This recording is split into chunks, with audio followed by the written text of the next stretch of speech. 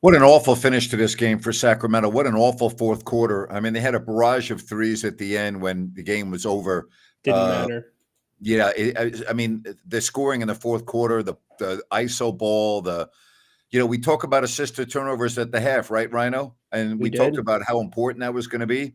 I don't know what happened in the second half. You had 22 assists for the game and 11 turnovers. The 11 turnovers is great. That's good, but you got to have more than 22 assists. And what the hell is going on with Malik Monk? Would you help me out here? Yeah, he is struggling with the basketball. He finishes with 7 assists, but 5 turnovers almost negate that. He couldn't get anything going from the floor.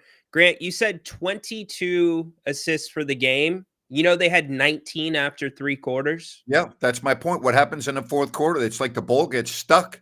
No, well, the ball doesn't get stuck. The Kings go to one thing and one thing only. They go to iso ball, Grant. They went on a 7-0 run. They went up 95 or 93 to 84 with 9:03 left on the clock. The Kings didn't score their first field goal until after the 3:02 timeout because they kept going to guard pick and roll, forward pick and roll with DeMar DeRozan. That's all they did. It's just an awful loss. You had this game in control, just like completely in control, playing your pace, your style, just like it's just unbelievable, isn't it? Grant, and to the Kings, I don't know if this is their credit. The Pacers were missing shots during that entire period as well. It's not like the Pacers lit the scoreboard up. Doug Christie does not take a timeout until 3:02 to try to change something in the offense. So when he sits here and says, we get tired of going to certain sets, we need to not get tired of these things. Coach Christie, you're letting them. You're just letting it go, Grant.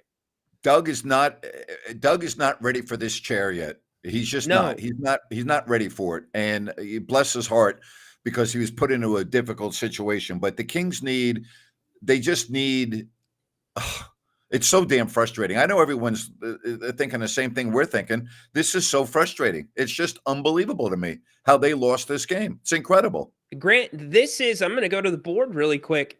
This is how pathetic it got down the stretch. They were coming this far out. They are at the freaking center court logo, trying to set pick and rolls for DeMar DeRozan to free him up for that mid-range shot, for him trying to draw a foul. They were coming all the way out there, Grant. That's Keegan Murray setting a screen, not a big man. And you saw that constantly with Malik Monk. You saw it with Zach LaVine with turnovers. It's just too much. And it's predictable at this point. It's predictable. We invite your phone calls. I don't think the Kings are going to win 40 games. I really don't. I look at the schedule, other than Charlotte and Washington, I don't know who the Kings are going to beat the rest of the year. I really don't. I mean, maybe Phoenix at the end because they're done. But man, oh man, this is just brutal. Can the Kings finish a game, let alone win a game? Well, that's a great point. I haven't seen them in a while do that, so it's a very good point. And when they usually finish games, who are we talking about? We're talking about DeMar DeRozan taking a big shot or getting fouled or getting an and one. So it's the same formula. It just happens to work in those situations. 111-109, the final. This goes down as one of the bad losses of the year again, right? Because of the circumstance, because of the game you were coming off, the horrific start to this road trip. A good team. They had won 7 of 10, Indiana. They're legitimate. I'm looking at this as a bounce back game. Okay, let's get rolling here. And for 3.5 quarters or almost 3.5 quarters, everything looks great. And then boom. Final 7-8 minutes. It's like, what happened? Grant, here's your shot distribution amongst your starters in the third quarter. You've got 6 for DeRozan, 4 for Murray, 4 for Sabonis, 1 for Ellis, 2 for LaVine. Exactly what you want. That's when the Kings go on their run. Shot distribution fourth quarter. 10 for DeRozan, 1 for Murray, 2 for Sabonis, 0 for Ellis, and 4 for Levine. I don't need to say anything else. That pretty much tells the whole story, does it not? And that's where they lost the game. Yep. Wow. So, all right, we've Yep. set the table. We've given you our griefs and frustrations with this one. We want to hear yours. You can call using the link that is floating around in the chat. You can also scan the QR code on the screen. Dirk leads us off tonight. Yeah, you guys summed it up pretty well, though. I mean, we're content to play that ISO ball the entire fourth quarter, it felt. Doug should have pulled DeRozan for a 4-minute break or something, just to give some guys some touches. Let's see the offense flow a little bit differently. I don't understand it. I don't think anybody does. I felt like Keegan Murray was playing super aggressive early on. Saw some new stuff from him. Would love to have seen him get the ball in the fourth, maybe make an attempt at more than one shot. I don't know any explanation whatsoever you guys can come up with why that is the offense the entire fourth quarter. Well, I'll just start it off and I'll kick it to you, Grant. Most post games, when we see a loss like this, it's Doug Christie, as I said earlier, saying the guys get tired of going to things that work. Grant, I don't think Doug Christie can say the same thing tonight, because as the coach, that's what you let them do again and again. Here's the other issue, and I mentioned this at halftime, and I wonder if this is part of it. DeMar DeRozan played 42 minutes in this game, 20 in the first half, 22 in the second half. Sabonis played 40 minutes. Zach LaVine played 38 minutes. Conversely, all right, only one Pacer played more than 33 minutes. Siakam, 32 minutes. Halliburton, 33.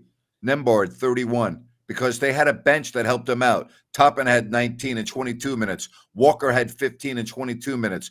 McConnell played 21 minutes. Shepard played 14 minutes. Here's the Kings bench tonight. 12 points. 5 for Monk, who was horrible. 3 for Lyles, 2 for Valanciunas and Fultz each. But again, I'm talking about the minutes here. And don't tell me, folks, that the minutes don't matter for a guy like Sabonis and Levine, all right, and DeRozan. That's too much time. And I just wonder if that has an effect, Ryno, when you're playing in the final 6 minutes of the fourth quarter and these guys have been blogging so many minutes. Well, I'm sure it does to an effect, but it wasn't affecting them tremendously. And I'll kick this to you, Dirk, on defense. They were still defending. It looks like they still had some bounce in their legs. It's just offensively, the play calls that they're going to, they're standing around. They're letting those guys operate as what this is the call.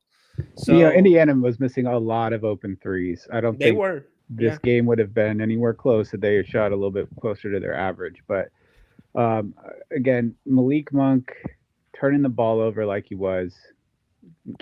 I don't know what's going on. He needs to fix it. But Zach LaVine, you kind of come to expect a casual 5 turnovers or whatever he's giving you there. Late Sabonis. Yeah, he had 4 tonight. Monk had 5. Think about that. They only had 11 as a team, and those guys had 9 of the 11. They had 11 last night or 2 nights ago in Orlando together. Yep. Yeah, that's not counting. Does that even account the offensive fouls that got late? It does, yeah. Yeah, it's too casual. Again, it's just that this team's not going anywhere. What are we doing? Like, let's get the pick. That's what I'm hoping for. But you know who gave the Kings a boost and really freed Zach LaVine up in that second quarter to have 14 points? It was that bench unit. In the fourth quarter, Doug Christie didn't go to Fultz one time. Not one time. And Fultz was really tremendous in getting out in transition and getting into some passing lanes. 2 minutes for Valanciunas, 4 minutes for Lyles, and then 8 for Monk, as we know. So yeah, we were thin tonight, but I'll let other people talk. Thank you. All right, thanks, Fultz only played 5 minutes. Yeah. And here's the other thing, Grant. Only 3 minutes for Keon Ellis in the third quarter, or in the fourth quarter, excuse me. Quarter, 3 minutes. I know. 3 minutes. We've talked about this in the past, have we not? It's still searching for an explanation. Yeah. Well, good luck. Yep. Maybe Matthew has it. What's up, Matthew? Hey guys, how you doing? Hey there. Yeah, that whole fourth quarter was terrible offensively. Like they showed a stat on the Pacers podcast where we went like 5 minutes without a field goal. It's like we're stuck at 96 points. We just cannot get over it. And DeRozan, he took some questionable shots for me, like turnaround shots at the free throw line with like 18 seconds on the shot clock. Like, why are we doing that in crunch time? Why are we not trying to work for a better shot? I feel like we just went way too much in the iso ball in that fourth quarter, particularly. We've talked about this so often this season. When things go, awry, it's iso ball. But they Yeah, weren't and, like, awry. it's not even fun That's to the watch. thing. Well, You were on a 7-0 run. Right. But in the critical possessions, of this game, what happened? They went awry. They went iso ball. That's my point. I'm talking about. Well, your point is spot on. But in critical possessions, right? Yeah. How many of the critical possessions do you look at? And I'm asking you to just do this off the top of your head, where you're like, "Oh, that was a good play. That's what we wanted there." It's so frustrating to me. It just is. It's just frustrating. Turnover, miss 2, miss 3, get to the free throw line, make 1 of 2, miss 2, free throw, make 1 of 2, miss 2, turnover, missed 3, miss 2, timeout, Doug Christie at 3:02. Yeah. Yeah. And in the first half, like Sabonis was dominating in the paint. I felt like he was getting good shots at the rim. And then I feel like halfway through the third quarter, the Pacers really ramped up their perimeter defense, and it just took the Kings out of their action and just made them go to the iso ball like we talk about all the time. The Pacers didn't have to defend the way that they did in the first half come the fourth quarter. It was nothing. You were defending one part of the court with the pick and roll, and they were defending it effectively. Look at this. Kings didn't get a field goal for almost 5.5 minutes. Yeah, so it's crazy. Matthew, thank you. We appreciate you. Yeah, thanks, Appreciate guys. the phone call. Appreciate everyone getting on. I want to tell you about New Works Plumbing. They've got a fix for you. They're available around the clock 24/7 for your plumbing needs and repairs. Go to 916-713-1010. Give them a call or go to sackserviceplumbing.com or newworksplumbing.com. NEWWRXplumbing.com. New Works Plumbing, they've got a fix for you. Best way to kind of get over a bad loss is get down to Bennett's. All right. You will be very glad that you did. Whether it is the West Side Grill in Rockland, whether it is Sacramento location or Roseville, prime seafood and steaks at Bennett's. They are awesome. Go to Bennett'sRestaurants.com to make a reservation or more. That's Bennett'sRestaurants.com. Whether it's the West Side Grill, Sacramento, or Roseville, you'll love what you find at Bennett's. Bennett'sRestaurants.com. Very frustrating loss for the Kings, who played extremely well through 3 quarters. We'll start putting some stats up here for you in a few minutes. Back to the phones, though. First, PK. Hey, boys. How you doing? Hey, what's up? Hey, guys. Hi, everyone in the chat. Listen, I'm going to say something. It's like,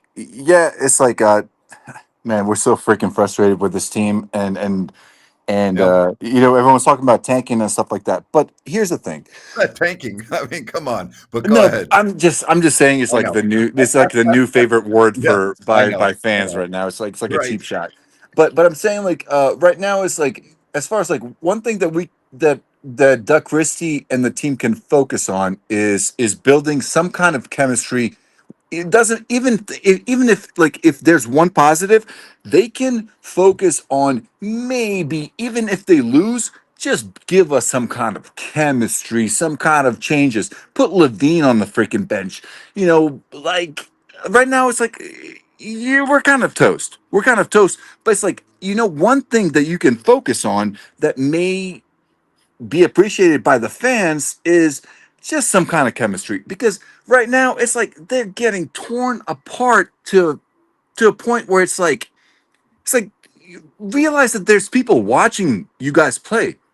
Like when there's like stupid mistakes and you guys analyze this, there's people. We spent entire freaking season, all of us, watching this team ups and downs. So like right now, maybe something is grim, but at least just focus on some kind of like chemistry, or give us something something, man. Like maybe rotation switches. Just go freaking wild because who gives a shit at this point? And thank you guys, and I love you guys. Bye.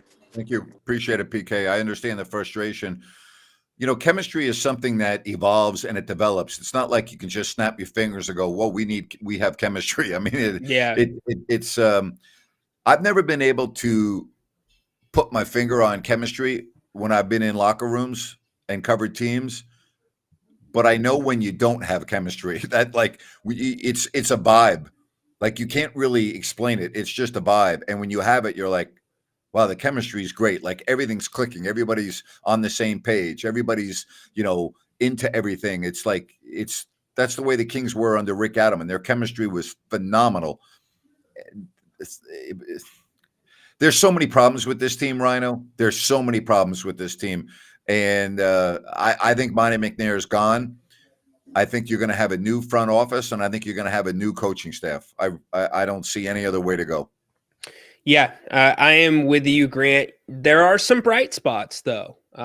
Keegan Murray's silent aggressiveness, his pushback in his own way, his confidence has been great for me. It'll be interesting to see if he says anything after this one. But Grant, the teams with the best, you know what chemistry is? Go watch the Stockton Kings play if you want to see chemistry. 100%. I was right. Yes, I wasn't going to bring them up, but I was going to say, you have chemistry when the word chemistry never comes up. That's correct. Way to go. Amen. That's perfect. Yep. It's just there. It's part of the fabric. And, the Kings get it in spots, but they just can't jar it up and open it up for 6 minutes a game. It's got to be there for more.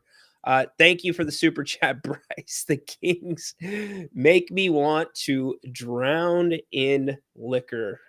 Well, bring a snorkel at least. We don't want you to drown. No, we don't want you to drown. No, we do not. Oh my gosh. Mike, what's up? What's going on, guys? How are you tonight? Oh man, just sitting here. It's frustrating. I think for me, growing up watching the Kings when they were relevant, out in Natomas. What's frustrating is how they're losing in relationship. It'd be more enjoyable if they gave strong effort and got blown out. It's how they're losing that's bothering me. I think the frustration also is the fact that we don't have a single player that we can say is our future right now. Maybe Keegan Murray, maybe, but even the Sharks have Macklin Salabrini. They have hope. They have a superstar for the future. I don't feel like we have a superstar for the future to build around right now. Maybe I'm wrong. I don't know, but well, the Kings have never had a superstar in the history of their franchise. So I think that we use the term superstar too much. I think let's just start with all-star. Superstars are the LeBron James of the world. Those are superstars. The Kings have never had a superstar. Kobe Bryant was a superstar. Shaquille was a superstar. I think we use the term superstar too much. Let's just go to all-star. A cornerstone piece. Cornerstone. Thank you. That's a much better word. Thank you for that. That's perfect. Yeah, we need one pillar of the chair, which we don't have. And I guess the question becomes, in some respects, I know it's frustrating watching Doug Christie and ownership, but it's a lack of talent. We don't have talent enough to compete in the Western Conference. I don't think we do.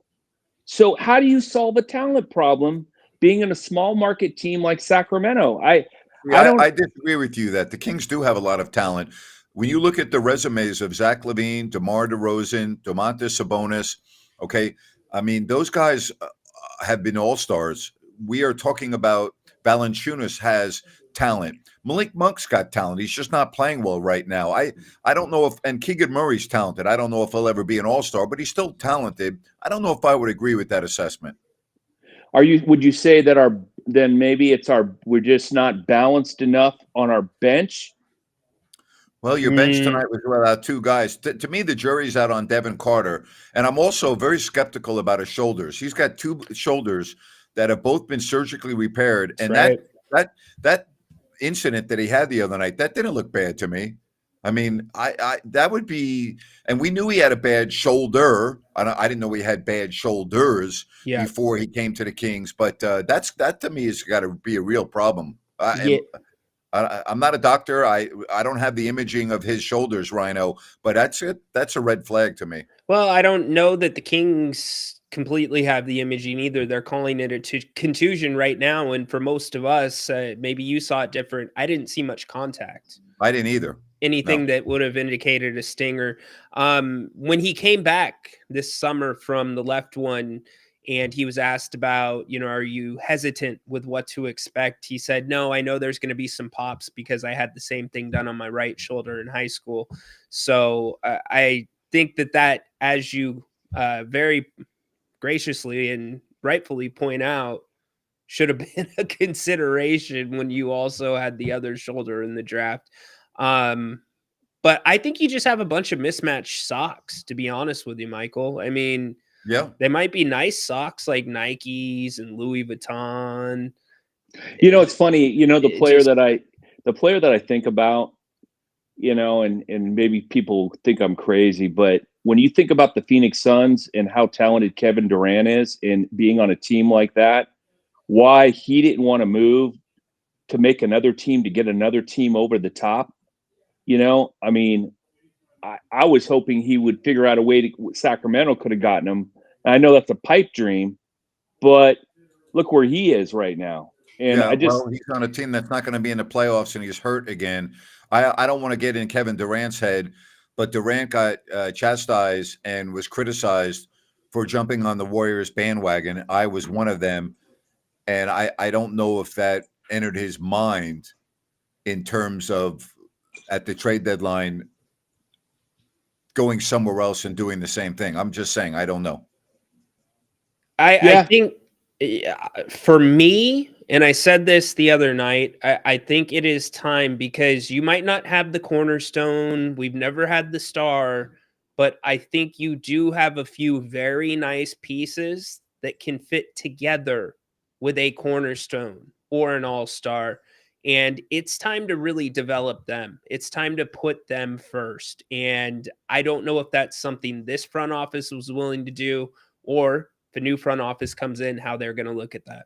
Well, here's what I do know. 2 years ago, the Kings won 48 games. Last year, they won 46. And this year, they'll be lucky to win 40. They're very lucky they have Washington and Charlotte as their next two games. I got to tell you, the Washington game to me is, I could see them losing that game with the way things are going. But your schedule is very easy the next two games, and then it gets very difficult for the rest of the year. But I could see this team not winning 40 games. This season, to me, is a colossal failure. There's just no other way to say it. This season is a failure without any shadow of the doubt. It is a failed season.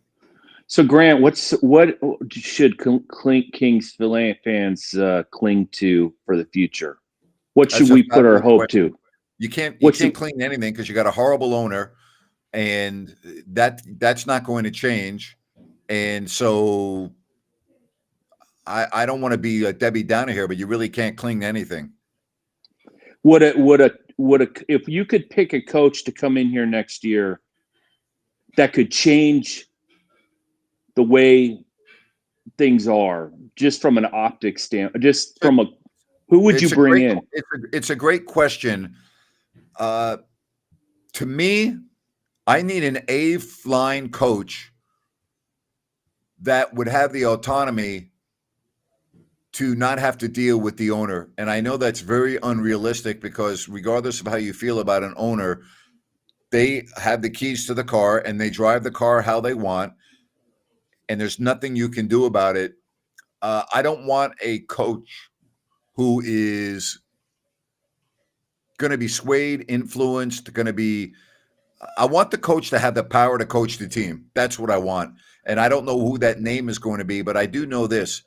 I've said this before, and I'm going to continue to say it. The word is out. There's no secrets in the NBA. And I think you're going to have a very difficult time getting that A-list coach to come into Sacramento. I just don't see it. I don't see it. I don't think a coach is going to find that an attractive situation. I'm talking about like the Jeff Van Gundys of the world, just to throw out a name. Just not they're not going to do it. They're just not going to do it. Thanks, Mike. We appreciate. Oh, go. Yeah, thanks. Yep. Thanks, Mike. Really quick, because you might have done it on a rant. We have not been together since Taylor Jenkins was fired. Quick thoughts on that, Nibs. There's always more to the story than what is made public and what's going on behind the scenes. I think there will be more information coming out on this, because you don't fire a coach with 10 games left who's 4th or 5th in the West unless there's something really substantial going on behind the scenes. So, I use common sense here. Common sense would tell me that something bad was going on behind the scenes to fire a coach at the end of March who's right in the thick of being a top 4 team. Yeah, no, I'm with you. And I don't want to talk about, I have taken your approach. Usually I don't want to replace a coach, but I say Taylor Jenkins and Sacramento. You say? I'd be fine with that, but I want more information on why that happened this week in Memphis, but there are a lot of qualified coaches out there. I don't think there's any question about that. Speaking of qualified, that is Sunrise Landing in Calusa. It is a fabulous place to live. You go to CalusaSunrise.com and you get all the information from Blazona Development and this project with their beautiful models. Remember, no Mellorews, no homeowners, good access, I-5, Highway 20, Highway 45. It's adjacent to the Calusa Golf and Country Club. Go to CalusaSunrise.com, get all the information you need on Sunrise Landing. The Kings beat the Kings in Indiana tonight. We're scoreboard watching as well. Dallas came into tonight half a game ahead of the Kings in the standings. They're currently playing Brooklyn as we speak, and they are up by 5 at halftime, Napes. Yeah, and scoreboard, and I'm doing the same thing, but it really doesn't matter. It makes no difference, and I mean that. What difference? I don't think Phoenix is going to win more than 2 games the rest of the year. The only difference is, would you be at home or on the road to take on Dallas? And I don't think it really matters. This team actually plays more consistently on the road, it seems like, than they do at home. It would be great for the fans to go to the home game and blah, blah, blah. The only other aspect of the home game, it would be less traveling. Dallas is a 3-hour flight at the end of the season. So if you have to go there, then you don't know where you're going next, because you're going to be on the road. Yeah. If you're 9-10, you're on the road. If you're 10, you're on the road for both games. You'd play the loser of the 7-8 game. So that could be maybe Minnesota, right? Maybe it's Golden State. Maybe it's the Clippers. But, it's a lot of extra traveling. Yeah, it's a very good point on both sides of it. You want to see some good basketball. Your Stockton Kings earned a first-round bye in the Western Conference, best record in the West. They hope us host a semifinals game on Thursday in Stockton. Get down there. I will be there courtside. We're doing some giveaways. You doing a ticket giveaway? I did. We had a winner today, and if the Kings win this one, we'll be doing another giveaway for the next game. Sitting courtside, Kings row 1, right next to the Kings bench with me. So you're make big sure time, man. Hey, Grant, you're try. Big time. You're sitting on the floor. You are big time, man. Grant, I try to keep an appearance, that I'm big time, but no. But in all honesty, it is a fun product, and maybe a product Vivek has kind of taken his eyes off us, because Gabriel Harris and Quentin Crawford have done a wonderful and consistent job down there this season. Good for them. So, all right, let's go to Chang. What's up, Chang? Hey guys. So I think the expectation is Monty's probably gonna be let go. Towards the end of the season. And I'm just curious, have we ever seen? It's speculation on our part, but I believe he will. Because I'm just curious, has there been another season when you lose your 3 pillars, your head coach, the face of your franchise, and your GM within like one NBA season? And probably. To me, I don't know if there's other seasons like this, because to me it's really odd. Sometimes it's the GM just firing the head coach because the head coach and the GM aren't getting along, or you choosing the star player over the head coach. But to lose all three, it just really makes me kind of confused of, so what, like, who are we kind of, backing as a team or as a, organization? Is it really just everyone did such a horrible job that they all deserve to be fired? Because I don't know, just optic wise, it's really odd just to see all three of those pillars just to be gone after the season. I don't know if I would use the term they deserve to be fired. I think I look at it this way. I think 3 years is ample time to get a franchise rolling in the right direction. And Monty McNair came in and made some really nice moves in this franchise leap forward. They've now clearly regressed in the last 2 years, and it's spiraling, in my opinion, out of control right now. And for that reason, I would make a change because they need new blood. They need to go in a different direction. And I definitely 100% think they need a new head coach. And if that doesn't happen, I'd be surprised. I think other people have made points about how Vivek has only kind of hired new GMs. And so I'm kind of curious if, unfortunately, if Monty is let go, unfortunately for him, do you think Vivek is going to maybe try to take that veteran GM approach this time? Or are we still going to see? Well, hold on quick. Sorry, Chang, to cut you off. Grant, didn't they put together an independent panel that made it appear like Vivek was not part of the process in the hiring of either? It's a bunch of crap. I mean, that's the problem with the franchise. They try to camouflage all this nonsense to make it seem like it's stupid. Clearly, Vivek has not been good at hiring executives. I think that's been his real weak spot, and then interfering constantly. And he has too many people in his ear. I mean, Sam Amick with the story in The Athletic after De'Aaron Fox was traded, talking about Vivek's daughter and Jeremy Lamb, and it's just a soap opera. It is. Yeah, Chang, anything else, buddy? Yeah, no, I'm just kind of, I think what everyone else is saying, if you were kind of going forward with this team, are there any cornerstones you feel you would want to carry over?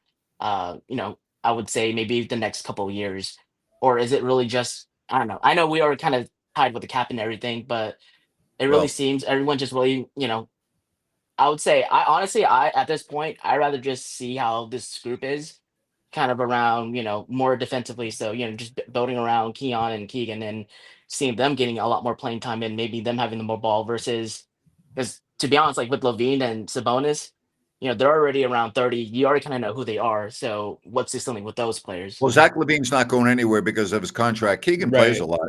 I mean, and you make some good points, but listen, we're going to move on, and I appreciate your phone call. Okay. Thank you very much. Call again. I want to tell you about Connor with Element Mortgage.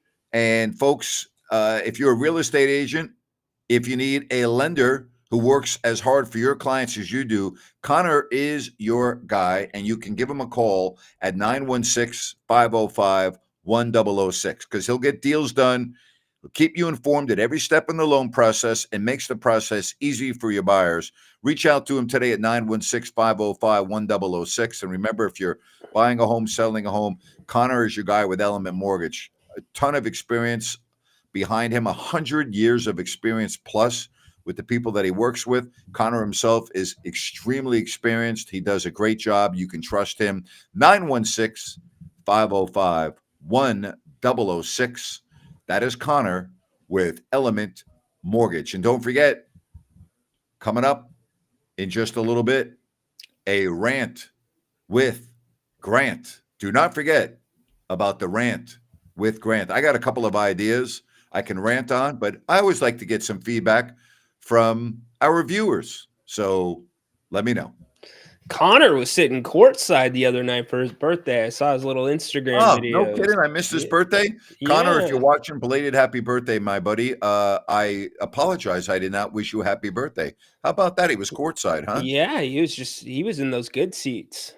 So doing the big time stuff. He might have needed 2 seats for those broad shoulders. Yeah, those broad. Yeah, exactly. Yeah. To really quick to Chang's point, if I got the call, ring ring, hey Ryan in Sacktown, you want to be the GM? No, but I'll do it. I am putting a 3-and-D guy next to Keegan Murray, and I am featuring Keegan Murray on my front line. And he is going to be my forward that I am going to put in the spotlight because I need to see what I have.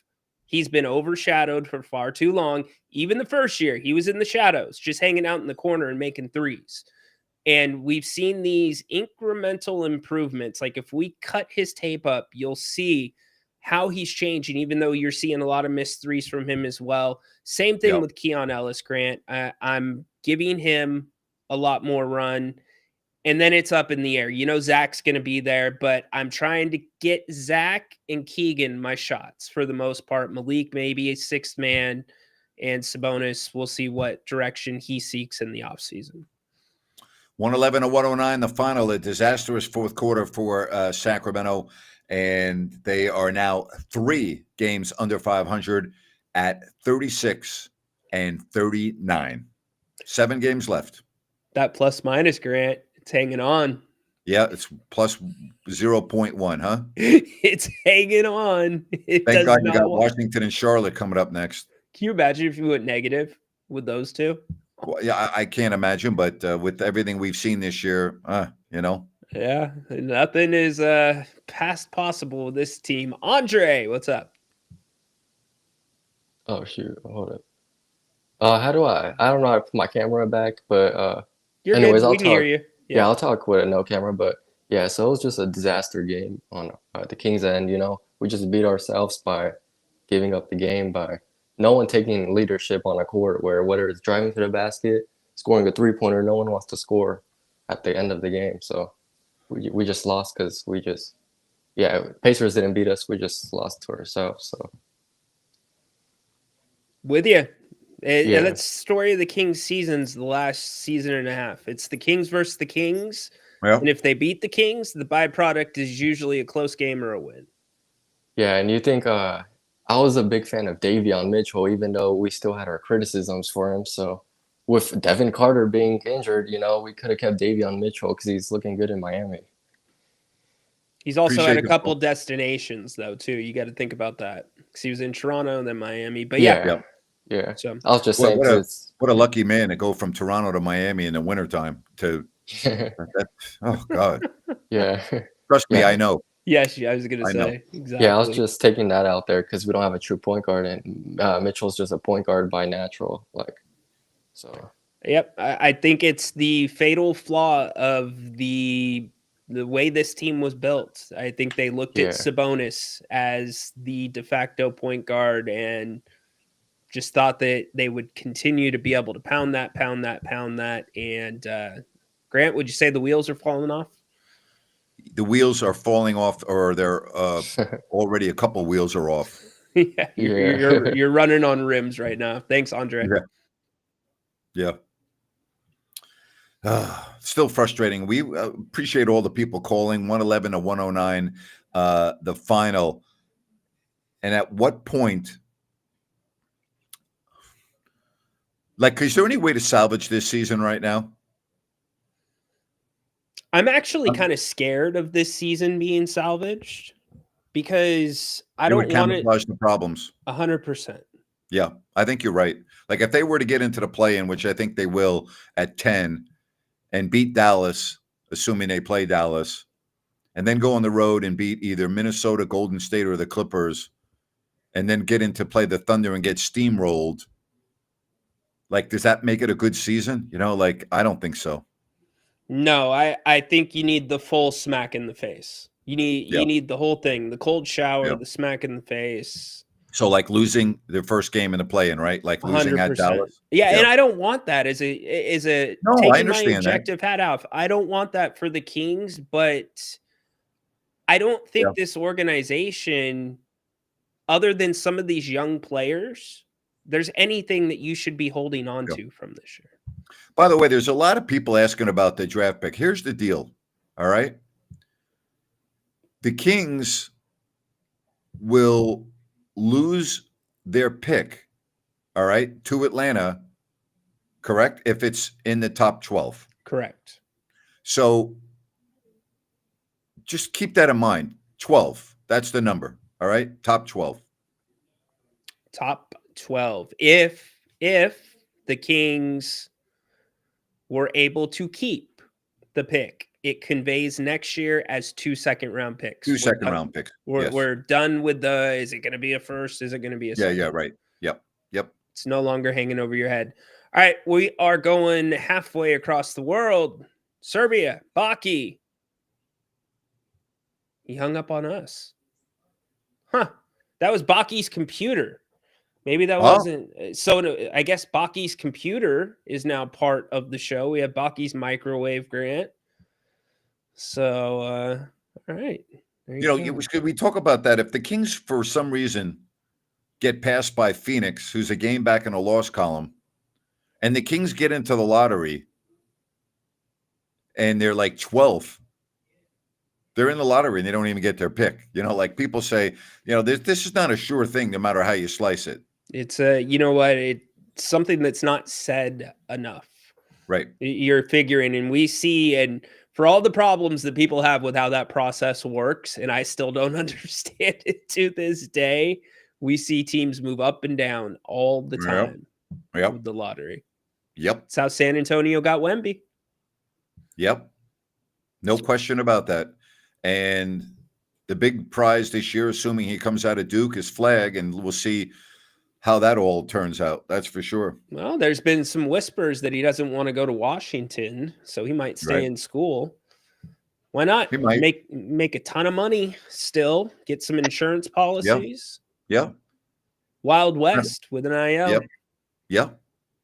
All right, I think we actually have the Baki this time. It's not the microwave. It's not the computer. It is the man. Baki, what's going on? Hey, hi. How are you? Hey, Baki. I guess you're okay. I got a little technical difficulties, but okay. Hey, Baki, can you turn that TV down behind you really quick? I did. It was my laptop. So okay, I'm cool. sorry. All good. The things I want to say, I'm not interested in anything about McNair, Vivek, or Vlade, or those things. We don't know. We never did, and we never will. So I don't want to think and speak about it. So I think it's the waste of the time. So the things I'm interested in, not only as the Kings fan, but as the NBA fan, a beautiful game fan. So when I see something, what you see now makes me very sad, because it is true that this team is very talented. And okay, I will say that in my name, so I can judge about every one of them separately. So just let me tell you my view of this team after all those games. This team has some of the guys doing the things you expect them to do, and they're really doing it. When you bring DeMar DeRozan on the team, you expect him to do just the same things he's doing on the court, playing from those ISO situations and shooting the ball just the way he's one of the best in the league. The guy is a stample of the mid-court shooting. So I will never be mad about his game and about Keegan Murray's game, because okay, Keegan Murray is a man we are talking about every second game or maybe every game, but the guy is there is a progress with him, and he is talented guy, but the problem with him is that progress is very slow. So you must wait maybe 3 or 4 years more for Keegan Murray to become a very good player. He's a good player, and he's tried to he's seeing things on the court. He's going to penetrate more, and there is a more. Somebody says how many times he's slamming the ball. So this is the way that you can watch he's doing the paint stuff. He's doing not only the beginning of the season and previous seasons. He was just like waiting for the 3 shot. If it goes, it goes. If not, criticize what he's doing, but he's going step by step in the defense and the offense. So I like what I see, but it is not enough for the Kings. The problem is that some guys are acting on the court the same way like the Aaron Fox did. You know what I mean by saying this, because I love Malik Monk, and I love his aggressiveness, and I like his style of play, and he's very good. But the problem is he got that side of his personality. He wants everything to look very special on the court. So if he dribbles, if he's shooting the ball, so it must be in some kind of style. I mean, stylish or some. That's the problem. You're losing too much balls, and sometimes those balls are crucial for the game. You could have killed this game in the fourth quarter when they missed 7 threes in a row. So if you have only 2 or 3 possessions scored, the game will be over. So the problem is, and let's say Zach LaVine is there is something in his plays where I can say he is maybe the best in the league, and that the way how he is technically and how powerful he can go to the rim, but he's doing it only 2 or 3 times by the game. We appreciate your thoughts, my friend, and nice job on the camera work tonight, buddy. That was very well framed. We appreciate it. Baki, love your support of this channel at all hours of the night, the morning, and I think that's part of the problem. I think here we are, Dobro Utro, in the early morning. You haven't slept. You think you're on camera, but everybody, so we might want to just adjust the camera a little bit more next time. Just a small tip. I don't want to do too much, but I do want to do a rant with Grant. It is brought to you by EDH Motors, Automotive Reimagined. David and Adam, just 2 guys trying to do something different and better. And if you're looking to sell a vehicle, make sure you get in touch with them. If you're looking to purchase, go to edhmotors.com. Check out everything that they have for you. If you don't find what you're looking for, don't worry. Their decades of automotive experience will get exactly what you need, and you'll take delivery at the Auto Lounge at the El Dorado Hills Town Center. Go to edhmotors.com. That's David and Adam at EDH Motors, Automotive Reimagined. Well, another game, another disappointment, and I wonder what I'll see and what I'll read when I get done with this show and look at the comments from the locker room and the coach. Is it going to be the same things that we hear all the time after a loss? I mean, you're running out of time here. You got 7 games left. If you don't have it figured out by now, you're not going to have it figured out in 2 weeks. It's so disappointing this season. This season is an F in the grade book. And Kings fans deserve so much better than what they've received this year. I mean, the whole season's been a disaster. I mean, it really has. If you start with the season, I always like to talk about July 1st being the start of the new year. You got the draft behind you. You got free agency. You got the summer league. So if you look at the season as of July 1st, you gave your coach a huge deal, which you didn't have to.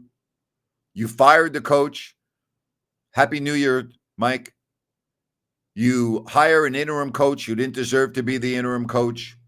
You traded your cornerstone type of a player, which I'm on board with. I'm okay. But it hasn't worked out. Doesn't look like it's going to work out. You're 36-39. You're in all likelihood not going to be one of the top 8 teams this year. And you've taken a step back from what last year was kind of a step back. I say kind of because 46 wins is pretty darn good, but you had nothing to show for it. You didn't make the playoffs. And here's the worst part of everything. You're looking at the future. I just got asked this a couple of moments ago about the future. Why is the future bright? Do you think the future is bright? I don't think the future for the Kings is bright. It's tough, man. It's tough being a Kings fan. We all know we've done it for such a long time. Boy, it's not easy. It is not easy. And we're going to look at more change because in all likelihood, you're going to have a new general manager, a new coach. And then here we go again. You're starting all over. It's like a broken freaking record, you know? It's just tough to swallow. And that's my rant for tonight. Spot on. And an owner that has not addressed anything that has happened this season, but just moments ago addressed the crowd at Rayleigh's Field.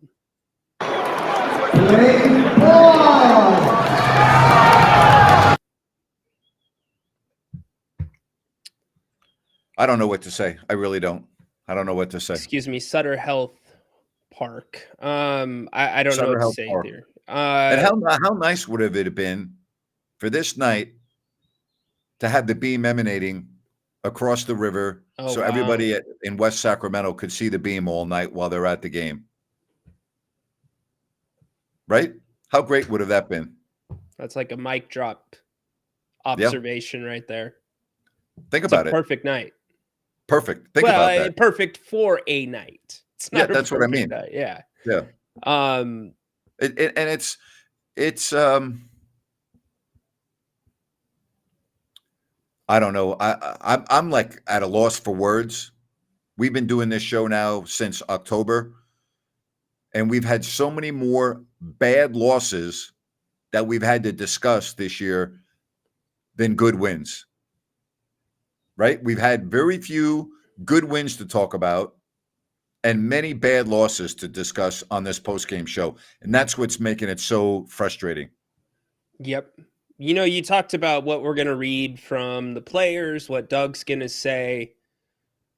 The one question that won't get asked that I would love to be asked is, DeMar, are those plays being called for you, or are those shots that you are seeking out in the fourth quarter? I would be really excited. Yeah. I don't want to hammer this guy for going into ISO if he's doing what's being called.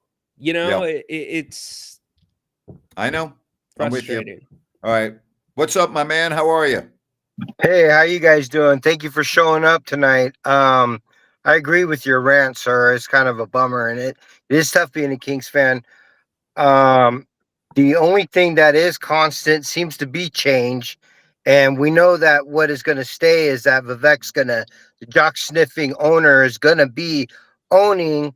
So our only hope really is that we could get a coach that is somewhat like a Doug Christie that the jock sniffer would buy into, but is an X's and O's type of coach. Someone that could still play the game with the handsies and footsies with Vivek, but still could coach the game and get across to the players that ball movement and playing as a team is much better than just shooting these threes or ISO or, you know,